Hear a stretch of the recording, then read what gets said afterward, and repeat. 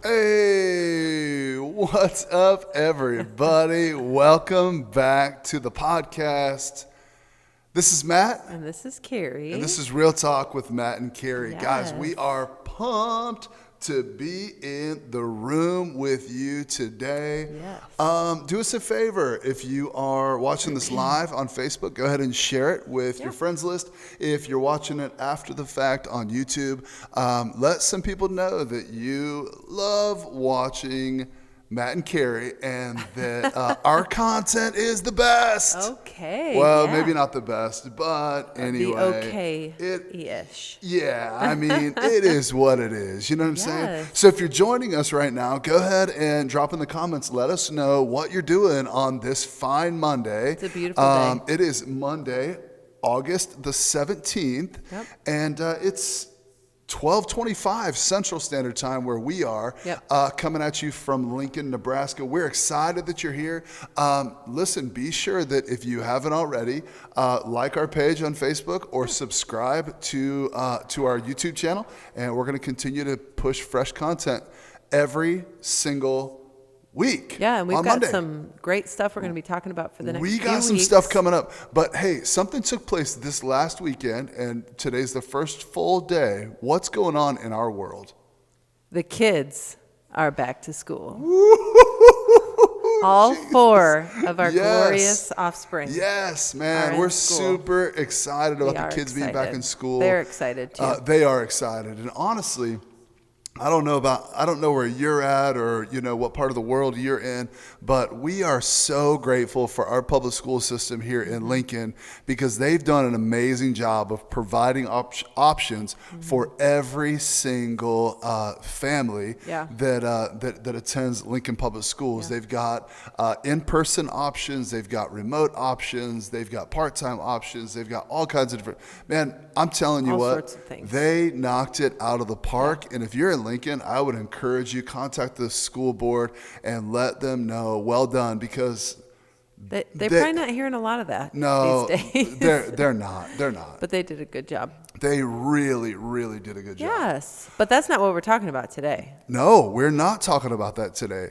Do you want to tell everybody what we're talking about today? Oh, I thought you were going to. I'll tell you.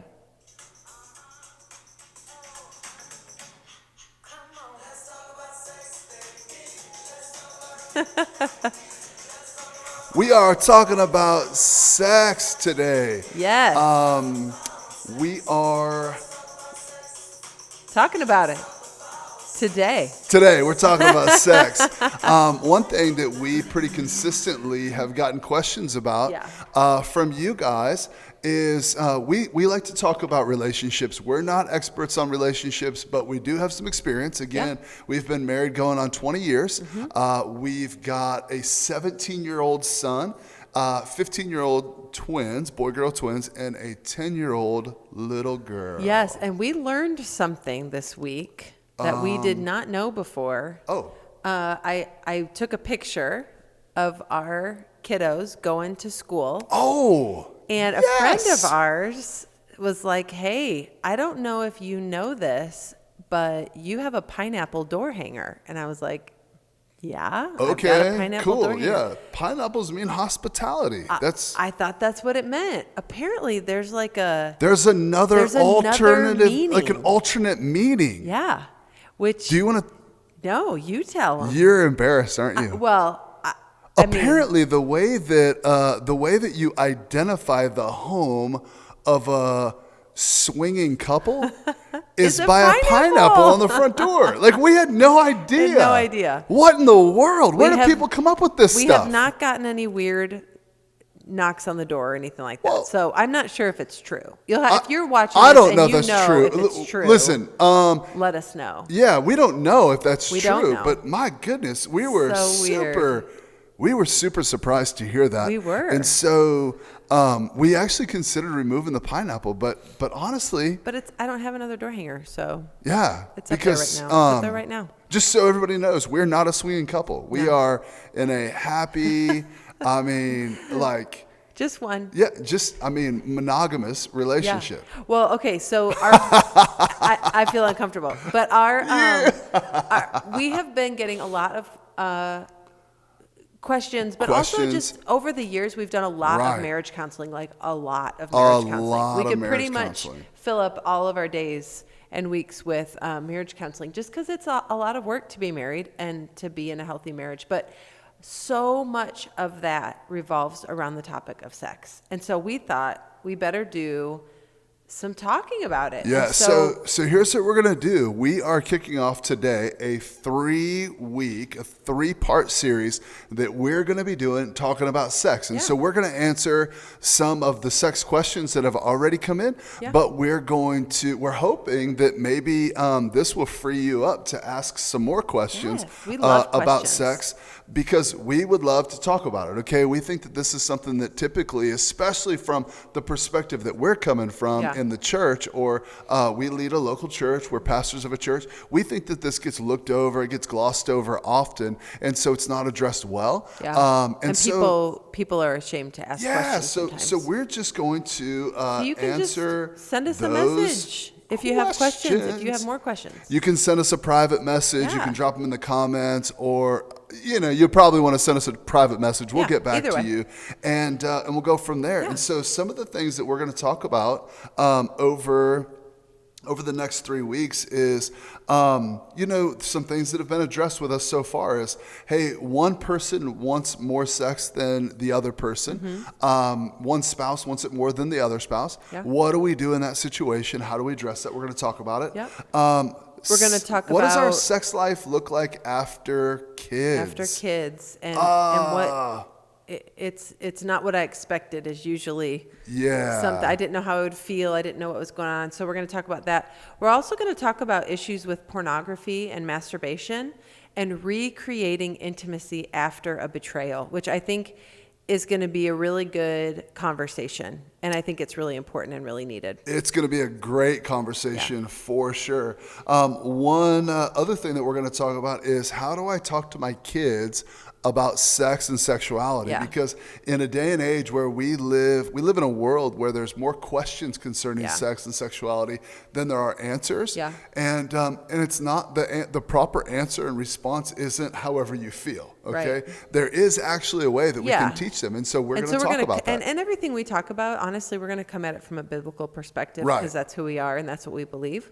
So if you agree with us, great. If you don't, maybe you just want to listen in to see what we say and what the Bible says about it. And even today, what we're going to talk about, I think is probably maybe a little bit different from what people normally think. So today, we want to talk to you from the topic, sex is great, why should I wait? Sex is great. I thought of that. Why should I wait? Babe, you're so good at naming things. Oh, yeah. And yes, I'm actually not, but I did come up with that. Sex is great, why wait? And so a lot of people, we've gotten a lot of questions over the years, okay? Like, because we believe that sex is a gift from God. And so if sex is so great, if it's a gift from God, why are we encouraged to wait? And so we want to talk to you about that for just the next few minutes. And so one of the things that we kind of get caught up in a little bit as we talk about sex and sexuality, and really the act of sex, is, okay, it's great, why wait?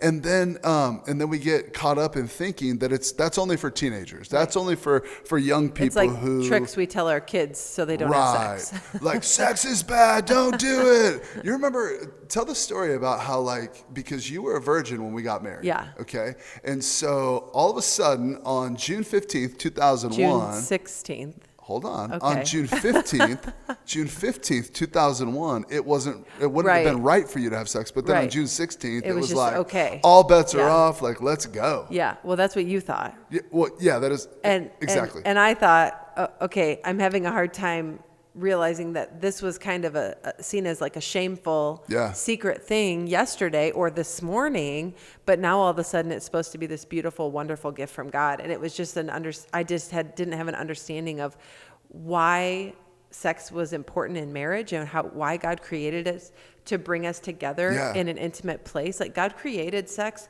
to bring a husband and a wife together to reconnect and to be intimate together. And so anytime it's used outside of that covenant relationship, it can be destructive and damaging to our souls.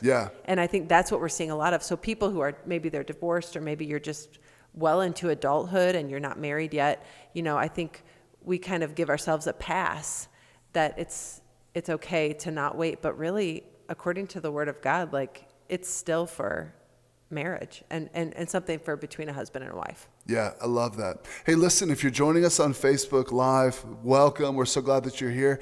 But make sure that you're subscribing on YouTube, because this video won't stay around forever. So later on, when you want to share it, it's going to have to be shared through YouTube. So be sure to like and subscribe and follow us on YouTube, because you'll be able to get all the content there. So talk a little bit more about that. Talk a little bit more about that covenant relationship where, it's not just, we're not just waiting because we're teenagers, but really anybody who's not in a covenant relationship should be abstaining or waiting. And not because sex is bad, not because it's dirty, not because it's disgusting, not because of any of those things. It is why. Well, sex is a spiritual act. It's a physical act. It's an emotional act. And so anytime you're having that act with somebody, as women especially, we're receivers and men are givers. And so we're giving and receiving things from people. If you don't know how that works or you can't see that, just message Carrie. She'll explain all of it to you. Or Matt. You can do that too. No, we're not going to do that. But here's the thing, is that we're creating a soul tie. I'm creating a tie with anybody that I'm intimate with. I'm creating a connection with them. And so I'm receiving everything that they're giving, and they're giving some of themselves. And so you end up with all these extra things and all these extra emotions and feelings. And honestly, it really creates a lot of shame and memories and things that you don't want to carry into your marriage. Yeah, and I think that's a big deal, something that we have used, because we youth pastored for 13 years, and so we use tons of different illustrations as to how this would work. So, for instance, one thing that I used to do when I would preach a message about sex, we would bring out a package of Oreos, and everybody loves Oreos, and I'm like, okay, who wants this? Who wants the package of Oreos? Of course, every kid in the room is like, I want the Oreos. Like, give me the Oreos. Send them my way. And so what I would do then is I would take the Oreo and I would pull the two cookies apart and say, okay, you get the Oreo in the back left-hand corner of the room, but before you get the Oreo, we're going to give it to the person in the front right, and they're going to take a lick of the frosting. This was before coronavirus. And then, this is pre-COVID-19, okay? I don't think we actually had kids lick frosting off, did we? No, we never actually did it, but this was the illustration. Okay, take a lick of this frosting. Now, give it to the person that was going to get the Oreo. Right. Do they want the Oreo? No, absolutely not. But then we took it even a step further and said, okay, now pass it to another friend before you pass it to that person. And you get the idea of what it looks like to experience after some of those soul ties are created. And so, guys, listen, we don't want to offer our spouse leftovers, right. And so, you might say, another thing that we did, an illustration we had was, hey, if your life were a suitcase and every relationship or experience that you had were an article of clothing that you put in your suitcase. Right. Do you want specific and significant pieces of articles of clothing from somebody else in your marriage? And so, no, of course not is the answer. But what we need to do is we need to live today with vision for tomorrow about that covenant relationship. I think that's really where we miss it, is that most people, they want what they want and they want it right now. Right. We don't want to wait for the good stuff. Right. And even if you're engaged or you're planning to marry that person, when you're operating outside of that covenant relationship, you're still carrying in that sin and shame of having sex outside of that covenant. For instance, okay, when we got married, you were a virgin. When we got married, I wasn't a virgin. Right. Okay? And so I brought a lot of baggage into our relationship that you didn't necessarily have. Right. And so it was the first several years. Yeah. Because of our marriage that we really struggled from an intimacy standpoint, like not from a sexual standpoint, like we knew how to have sex. Like hello, and I knew what it had been, and I knew what expectations that I thought that I had based on those past relationships. But the problem was they were expectations based on past relationships, Right. not my current relationship. Right? Yeah. And so ultimately we really struggled. I personally believe, and I can show you this in scripture, why I believe this, but I think the most God honoring and glorifying thing I can do in my marriage is have sex with my wife, okay? Because it is recreating the express image of God on earth, okay? And I just think we can get into that at another time. But also I think that's a good point, because I don't think people value sex for what it was created to be. Right. We minimize what it is. Right. It's not just a physical act. And that's why we think, if it feels good, do it. That's kind it's of the motto. It's a physical act that is amazing. Right. And it feels really good. Okay. But there's a reason why God created it, and it's to bring intimacy into a marriage. So let's talk about this real quick. Okay. Let's say there are people out here, and I'm sure there are, that are listening, and they're like, well, shoot, I already did it. Like me, right? Yeah, like you, but even, they're in a relationship, they love, they value one another. They even maybe are trying to pursue a relationship with the Lord. What would you say? Have I already messed up too bad? What do I do with that now? Yeah, and I love that question. The answer is no, you have not messed up too bad. You haven't gone too far. God's not done with you. You're not a lost cause. You're not a waste of time or anything like that. But what you are going to have to do is you're going to have to take a step back, and you're going to have to, you're really just going to have to inventory your heart. You're going to have to gain a clear understanding of why do you want to have sex, okay? And really, from our perspective, you're going to have to let God speak to you about why that is. I can remember when I finally understood why we have sex, okay? It wasn't just so that I could be fulfilled. It wasn't just so that it could feel good. It wasn't just so, it didn't prove my manhood. It didn't prove any of those things. Right. Because honestly, the more people I had sex with, the more and more empty I actually felt, until I received like this understanding from God about why do we have sex. And so, that's more than we can go into on a podcast. I'd love to talk to people about it. Actually, maybe we could talk about that next week. Yeah, maybe we could. Well, when we talk about how to talk to your kids about sex, we could talk about that. That's what we'll talk about. Yeah. Because I had that why do we have sex conversation with our 8-year-old boys, and Carrie had it with our 8 to 10-year-old girls. Just a little late.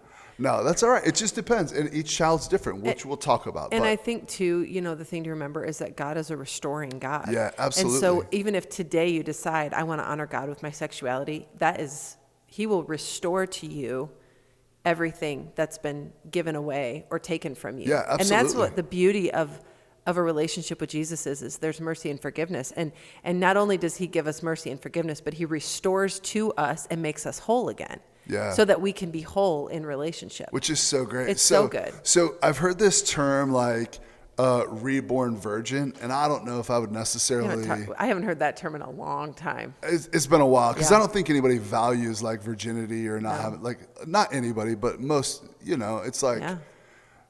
I mean, if you look at the statistics, man, it's like a lost art. It's staggering. I heard something recently that you ask the average millennial, and they think that it is more immoral to not recycle than they do to engage in oral sex. I believe that. Isn't that amazing? I think it's just something that nobody talks about waiting anymore. And can I tell you something? Oral sex is sex. Right. Okay, it's still sex. So anyway, and we'll continue to talk about that over the next couple of weeks. It may need to be like 4 weeks that we're talking about sex. We may just always talk about this. We love sex. We love talking about sex, and I think honestly, there's no greater way to develop intimacy with the relationship that God has destined for you than through engaging in, and to bring healing to relationships that are hurting and broken. And it seems like we can't come back from this. Learning and growing in this area, I think, is such a restorative work in marriages. Yeah. And so that's why we're passionate about it, because we're passionate about relationship. And honestly, guys, we're passionate about you. discovering the fullness of what God has for your life. Yeah. And that's why we choose to lean into some of these topics that might otherwise seem taboo, especially from some Christian leaders. Or make us feel uncomfortable. And I think you'll be surprised. I think you'll be surprised too, because while we say, hey, it's going to be a biblical view, I think that it's going to blow some people's traditional thoughts on biblical view out of the water as well. Right. And so I think it's going to be good. Be sure to share this with somebody who you feel like might benefit from it. But today, I'm telling you, it's worth the wait. Sex is so great that it is worth the wait. Yeah. Like, I wish that somebody would have told me that. I wish that somebody would have grabbed hold of me and been able to explain the why of sex. And really, the bottom line is, we believe that it's recreating the express image of God here on earth between those God-given and ordained covenant relationships between man and wife, right? Yeah. And that's the why. And when you begin to understand that, you won't play games with somebody who's not going to be your spouse. Right. You won't play games with somebody who's not your spouse. Or with yourself. Until you've made that covenant before God and man. Yeah, you know? So guys, we're really excited about this. And so if you have any questions, comments, you can drop them in the comments. You can send us a message on our Facebook page. Please private message us. Yeah. I don't know. Can people message over YouTube? Yeah. I don't know. If not, go to our Facebook page at Real Talk with Matt and Carrie. And you can message us on our Facebook page, and we'll get back to you. Yeah, absolutely. Yeah. Guys, we love you. Yes. Sex is great, and it is so worth the wait. So listen, until next week. Well, you made that up, babe. Until next week, this has been Real Talk with Matt and Carrie. We'll see you.